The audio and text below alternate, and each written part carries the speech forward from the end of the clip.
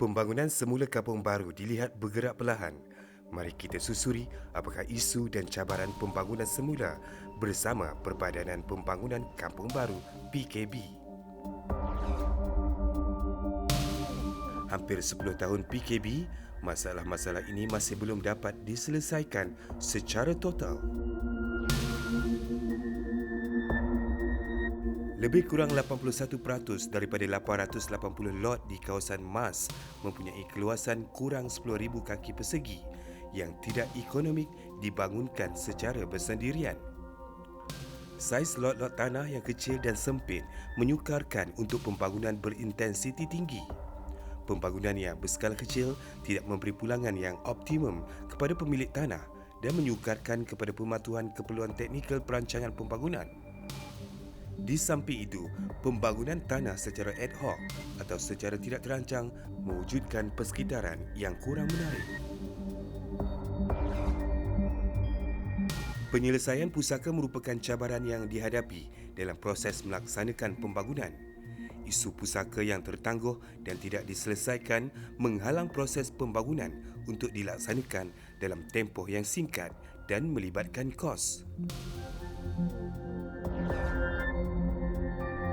Pemilikan tanah di Kampung Baru adalah pemilikan berganda atau multiple ownership di mana purata pemilikan adalah 5 pemilik bagi satu lot.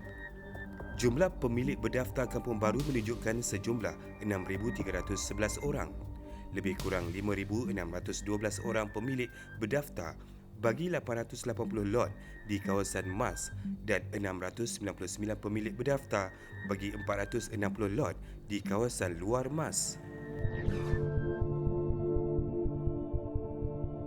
Infrastruktur dan utiliti sedia ada yang sudah lama belum dinaik taraf dan berada dalam keadaan yang tidak tersusun dan disediakan secara ad hoc, menjejaskan kualiti perbandaran semasa Kampung Baru dan menghadkan intensiti pembangunan semula Kampung Baru.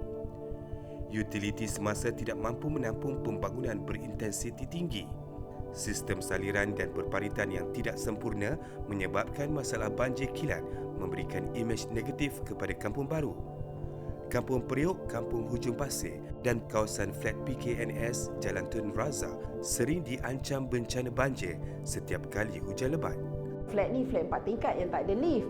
Tapi untuk kita yang duduk di bawah ni, bila berlakunya banjir, memang kita lah yang akan jadi macam dalam kolam lah.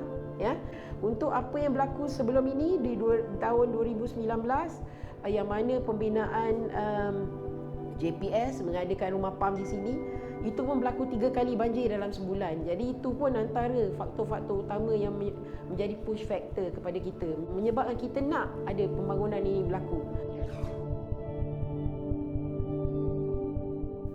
Sekatan kepentingan bagi Tanah Rizab MAS yang melarang tanah dipindah milik kepada bukan Melayu merupakan salah satu kekangan bagi penjualan hartanah yang lebih meluas.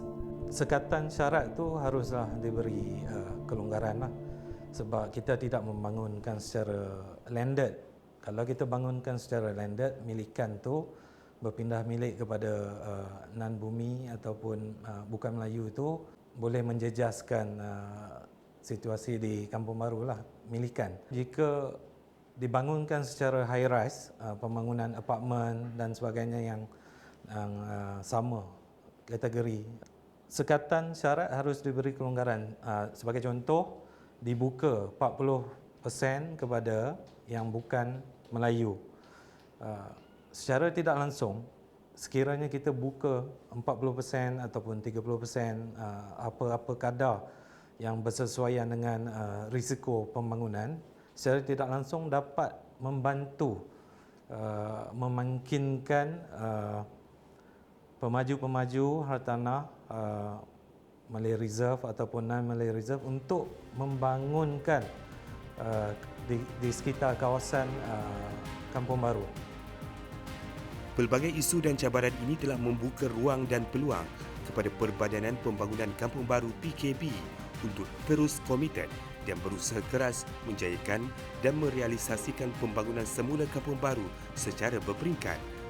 Bak kata pepatah Melayu, alah bisa, tegal biasa.